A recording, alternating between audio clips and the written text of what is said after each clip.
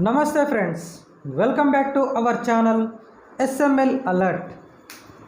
అయితే మనం గత వీడియోలో ఈ వేదకాలపు విద్య గురించి అయితే చర్చించుకోవడం జరిగింది. అందులో చివరగా అయితే మిమ్మల్ని ఒక క్వశ్చన్ అడిగి ముగించాను. ఆ ప్రశ్న ఏంటంటే అదే 15వ ప్రశ్న. వేద విద్యలో విద్యార్థి నేర్చుకున్న విషయాలను తన జీవిత అనుభవాలతో అనుసంధానం చేసుకునేటువంటి ప్రక్రియను ఏమంటారని చెప్పి క్వశ్చన్ అయితే అడగడం జరిగింది. మరి దీనికి కొందరు ఆన్సర్ చేశారు. ఇంకా చేయని వాళ్ళు ఎవరైనా ఉంటే మన ఛానల్లో ఉన్నటువంటి ఆ వీడియోను చూడండి. దానికి సరైన సమాధానాన్ని తెలిపే అవకాశం అయితే మీకు కలుగుతుంది. ఇక ఈ ప్రశ్నకు సరైనటువంటి సమాధానం option 4 is the correct answer. So option 4 నిధిధ్యాసన అనేది సరైనటువంటి సమాధానం. నెక్స్ట్ క్వశ్చన్ కనుక మనం చూసుకున్నట్లయితే ఈ క్రింది వాటిలో భిన్నమైనది ఏది అని చెప్పి అడగడం జరిగింది. శూద్రులకు ఆపరా విద్య, బ్రాహ్మణులకు యజ్ఞ యాగాది ప్రక్రియలు, వైశ్యులకు వ్యవసాయం, క్షత్రియులకు ధర్మనీతి.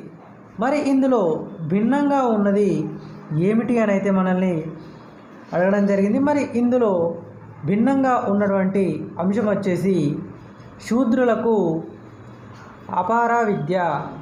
ఈ ఆపరా విద్య అనేది శూద్రులకు ఇది భిన్నమైనటువంటి అంశం. ఇక నెక్స్ట్ క్వశ్చన్ కనుక మనం చూసుకున్నట్లయితే నెక్స్ట్ క్వశ్చన్ వచ్చేసి బౌద్ధ జైన విద్య నిర్వహించబడినటువంటి కాలం గురించి అయితే అడిగారు. సో ఇలాంటి ప్రశ్నలు అడిగినప్పుడు మనకు సబ్జెక్ట్ పర్ఫెక్ట్గా దానిపైన అవగాహన ఉంటేనే మనం చేస్తాం. సో మరి ఇక్కడ ఇవ్వబడినటువంటి ఆప్షన్స్ క్రీస్తు పూర్వము 1000 నుండి 500 వరకు, రెండవ ఆప్షన్ క్రీస్తు పూర్వం 600 నుండి 200 సంవత్సరాల వరకు, మూడవ ఆప్షన్ క్రీస్తు పూర్వం 200 నుండి 1200 వరకు, నాలుగవ ఆప్షన్ క్రీస్తు పూర్వం 1500 నుండి 600 వరకు అయితే మనకు ఇక్కడ ఆప్షన్స్ అయితే ఇవ్వబడ్డాయి. మరి దీనికి సరైనటువంటి సమాధానాన్ని మీరు ఎంచుకోవాల్సి ఉంటుంది. సో ఇలాంటి క్వశ్చన్స్ వచ్చినప్పుడు మనం స్టాండర్డ్ వాల్యూస్ని ఖచ్చితంగా ఫాలో అవ్వాల్సి ఉంటుంది. మరి ఈ ప్రశ్నకు సరైనటువంటి సమాధానం వచ్చేసి ఆప్షన్ 1. ఈ ప్రశ్నకు సరైనటువంటి సమాధానం వచ్చేసి మనకైతే option 2 is the correct answer. Okay, option 2 అనేది సరైనటువంటి సమాధానం. ఇక నెక్స్ట్ క్వశ్చన్ చూద్దాం. ఈ క్రింది వాటిలో సరికాని దాన్ని మీరు ఎంచుకోవాల్సి ఉంటుంది. మరి మనకి ఇక్కడ 4 వాక్యాలను అయితే ఇవ్వడం జరిగింది. సో మరి ఈ 4 వాక్యాలు వచ్చేసి తొలి వేదం సప్తసింధు ప్రాంతంలో సమకూర్చబడినది. 2 మలివేదాలు గంగా మైదానంలో సమకూర్చబడినవి. 3 మలివేద కాలంలో వర్ణ వ్యవస్థ బలపడింది. 4 వేద విద్యలో అందరికీ ఉపనయనం జరపబడేది. మరి ఇందులో ఉన్నటువంటి సరికాని వాక్యాలను అయితే మనల్ని ఎంచుకోమని చెప్పి అడగడం జరిగింది. మరి ఇక్కడ ఉన్నటువంటి సరి కానటువంటి అంశం వచ్చేసి ఆప్షన్ మనకు ఇక్కడ ఇచ్చారు. ఇందులో ఆప్షన్ 1 వచ్చేసి 4, ఆప్షన్ 2 3,4, ఆప్షన్ 3 1,3 మరియు ఆప్షన్ 4 వచ్చేసి 2,4. సో మరి ఈ ప్రశ్నకు సరైనటువంటి సమాధానం వచ్చేసి ఆప్షన్ 1 4 ఈజ్ ద సరికానటువంటి అంశము. మనకు ఈ 4 అనేది ఏదైతే ఉందో ఉపనయనానికి సంబంధించి ఇది సరికానటువంటి అంశము. Okay, option 1 is the correct answer. ఇక నెక్స్ట్ క్వశ్చన్. ఈ క్రింది వాటిలో భిన్నమైన విద్యా లక్ష్యం ఏమిటి? ఓకే, ఆప్షన్ 1 ఆత్మసాక్షాత్కారం, అహింస, నిరాడంబర జీవితము మరియు జీవిత కాలానికి సిద్ధం కావడం. మరి ఇందులో మనల్ని అడిగింది ఏంటి?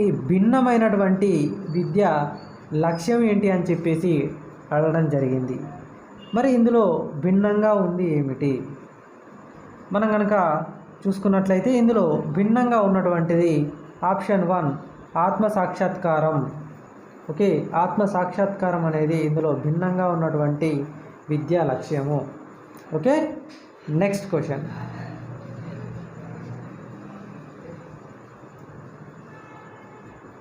ఇక నెక్స్ట్ క్వశ్చన్ వచ్చేసి బౌద్ధ విద్యతో సంబంధం లేనిది ఏమిటి అని చెప్పేసి అడిగారు. సో బౌద్ధ విద్యకు సంబంధం లేనిదాన్ని అయితే మనం ఇక్కడ చూజ్ చేసుకోవాల్సి ఉంటుంది. సో మరి ఆప్షన్స్ వచ్చేసి పబ్బజ్జ, ఉపసంపద, 3 ఉపనయనం, 4 ఉపసదస్సు. మరి ఈ ప్రశ్నకు సరైనటువంటి సంబంధం మనకు ఉపనయనం అనేది సరైనటువంటి సమాధానం. ఉపనయనానికి బౌద్ధ విద్యకు ఏ విధమైనటువంటి సంబంధం అయితే లేదు. ఈ విషయాన్ని అభ్యర్థులు గమనించాలి. Okay, next question. వేదకాలపు విద్యతో సంబంధం లేనిది. వేదకాలం విద్యకు సంబంధం లేనటువంటి అంశాన్ని ఎంచుకోమని అయితే అడగడం జరిగింది. ఆప్షన్ 1 వేదాంగాలు తత్వశాస్త్రము. ఆప్షన్ 2వ వాక్యము వ్యాకరణము భాష. 3వ వాక్యము యుద్ధతంత్రము. 4వ వాక్యం వైద్యశాస్త్రము. మరి ఇందులో వేదకాలపు విద్యకు సంబంధం లేనటువంటి అంశాన్ని ఎంచుకోమని అయితే అడిగారు. మనకు ఇక్కడ ఇచ్చినటువంటి 4 అంశాలకి 4 ఆప్షన్స్ అయితే ఇక్కడ ఇవ్వబడ్డాయి. మరి చూద్దాం ఇందులో సంబంధం లేని దాన్ని అయితే మనం ఎంచుకోవాల్సి ఉంటుంది. Option 1 1,4, option 2 2,3, option 3 4, option 4 3,4. మరి ఈ ప్రశ్నకు సరైనటువంటి సమాధానం వచ్చేసి వైద్యశాస్త్రం. సో వైద్యశాస్త్రానికి ఉన్న వేదకాల విద్యకైతే ఏ విధమైనటువంటి సంబంధం లేదు. అంటే మనకు ఇక్కడ సరైనటువంటి సమాధానం వచ్చేసి option 3 is the correct answer. Yes. ఇక నెక్స్ట్ క్వశ్చన్కి వెళ్ళిపోదాం. మరి మనకు ఇక్కడ ఇవ్వబడినటువంటి ప్రశ్నల్లో నెక్స్ట్ క్వశ్చన్ కనుక చూసుకున్నట్లయితే పబ్బజ్జకు సంబంధం లేనిది ఏమిటి? సో మనం ఇదివరకే డిస్కస్ చేసుకున్నటువంటి క్వశ్చన్లో పబ్బజ్జ అనేది బౌద్ధ విద్యకు సంబంధించినటువంటి అంశం అనేది మనకు తెలుసు.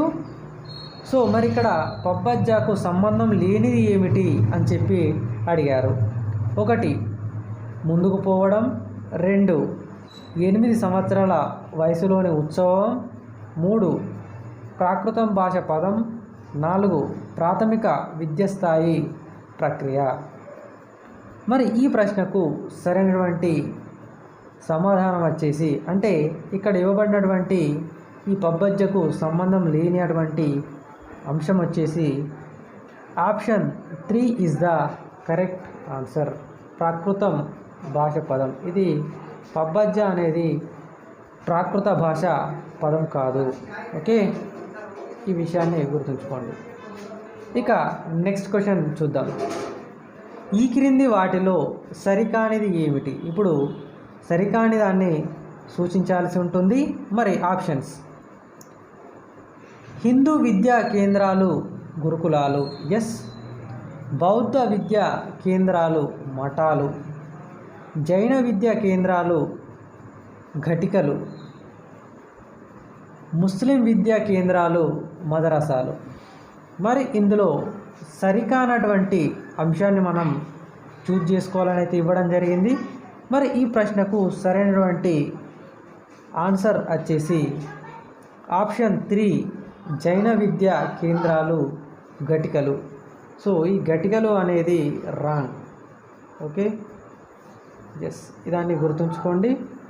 ఇక నెక్స్ట్ క్వశ్చన్ కనుక వేదకాలం నాటి విద్యా ధ్యేయాల తేడా లక్ష్యాలు ఈ క్రింది వాటిలో ఏది?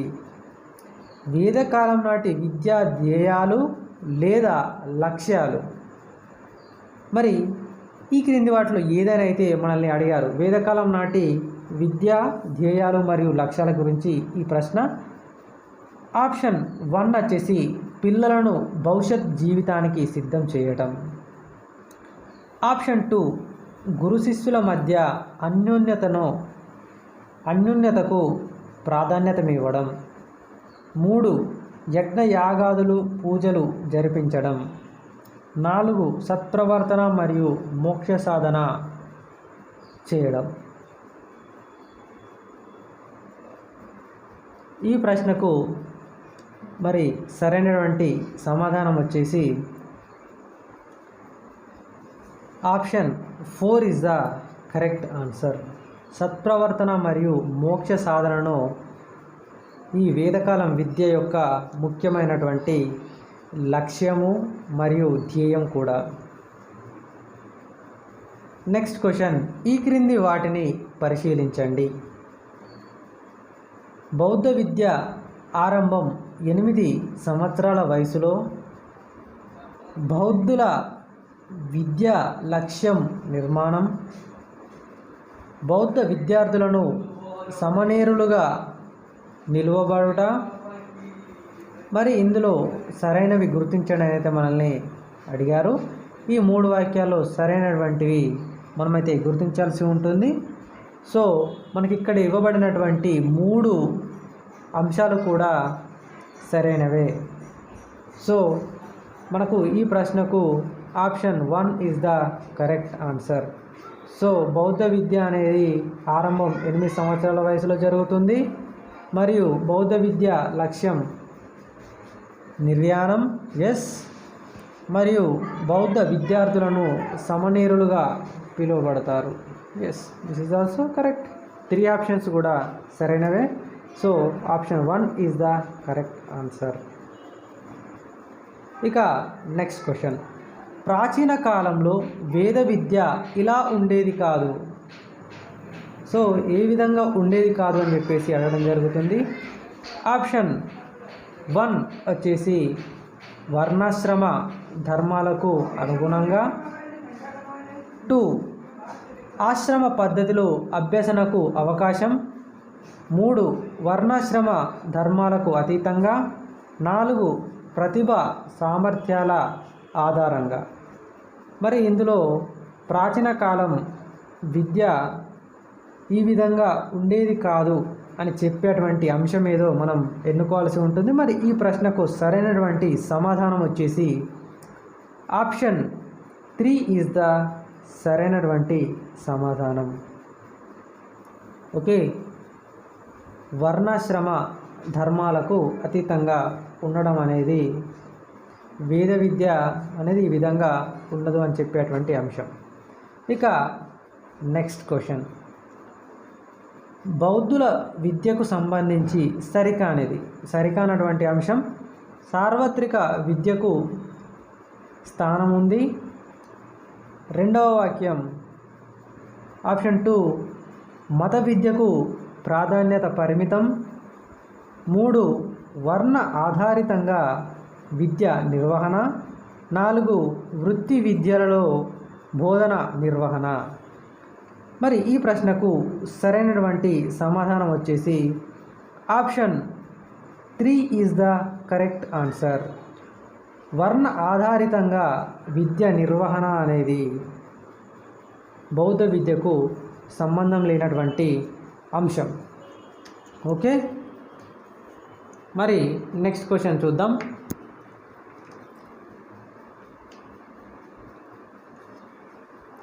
ప్రాచీన కాలంలో విద్యా విధానంలో మోక్ష సాధనగా భావించబడినటువంటి అంశం.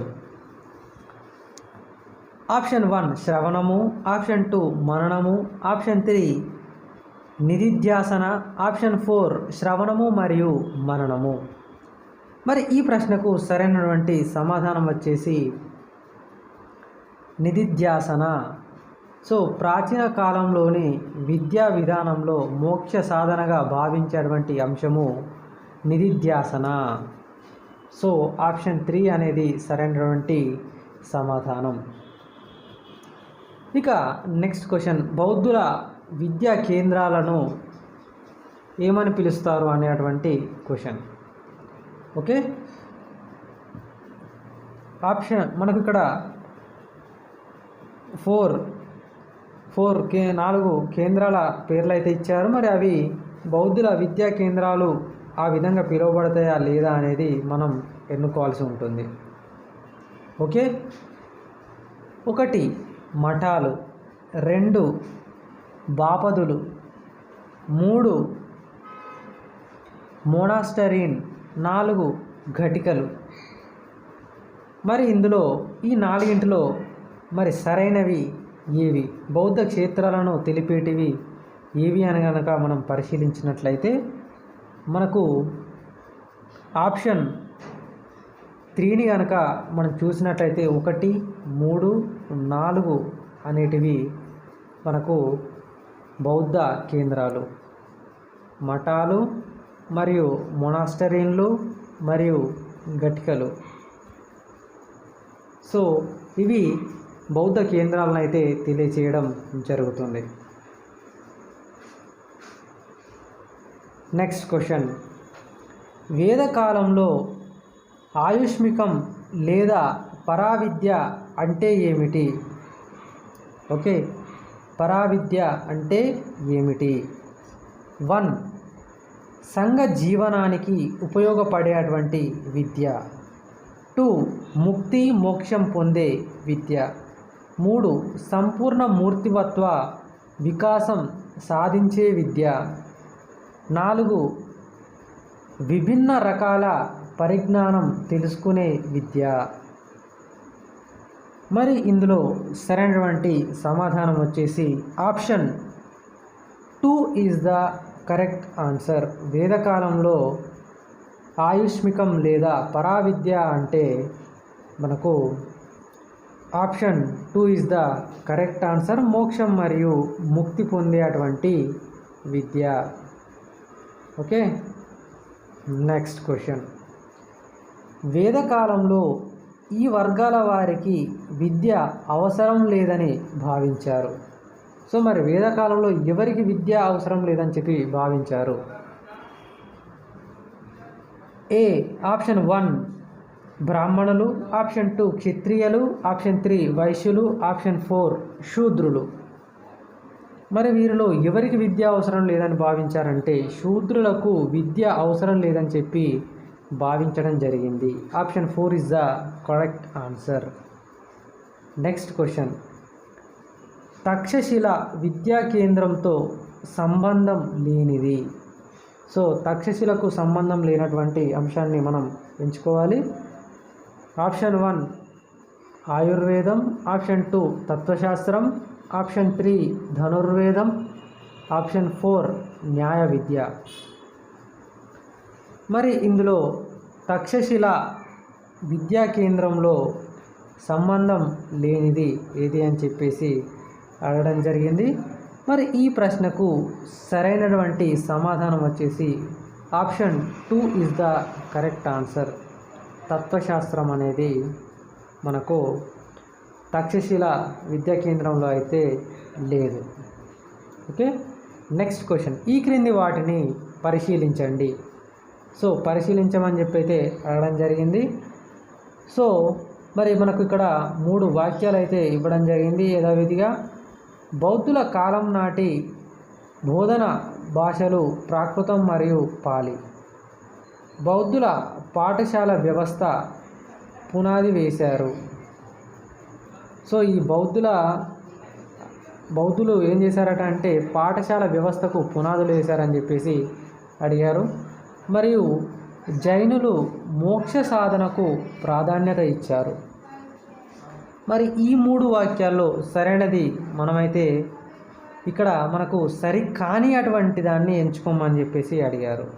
సో మరి ఇచ్చినటువంటి ఈ 3 అంశాల్లో సరికానిది వచ్చేసి ఆప్షన్ 2, 3 మాత్రమే. జైనులు మోక్ష సాధనకు ప్రాధాన్యత ఇచ్చారు అనేది రాంగ్ స్టేట్మెంట్. ఓకే, సో మనకు సరైనటువంటి సమాధానం వచ్చేసి option 2 is the correct answer. Okay, మనం మళ్ళీ నెక్స్ట్ వీడియోలో కలుద్దాం. సో నెక్స్ట్ వీడియోలో మరిన్ని ప్రశ్నలతో అయితే మీ ముందుకు రావడం జరుగుతుంది. ఈ వీడియోను పూర్తిగా చూసిన మీ అందరికీ ధన్యవాదాలు. మిగతా వీడియోస్ను కూడా చూడండి, అదేవిధంగా సబ్స్క్రైబ్ చేయండి, మీ ఫ్రెండ్స్కి అయితే ఫార్వర్డ్ చేయడం మర్చిపోకండి. ఇంకా ముఖ్యమైన విషయం ఏంటంటే మీరందరూ ఒక లైక్ని అయితే తప్పనిసరిగా ఈ వీడియోకి ఇవ్వండి. Thanks for watching.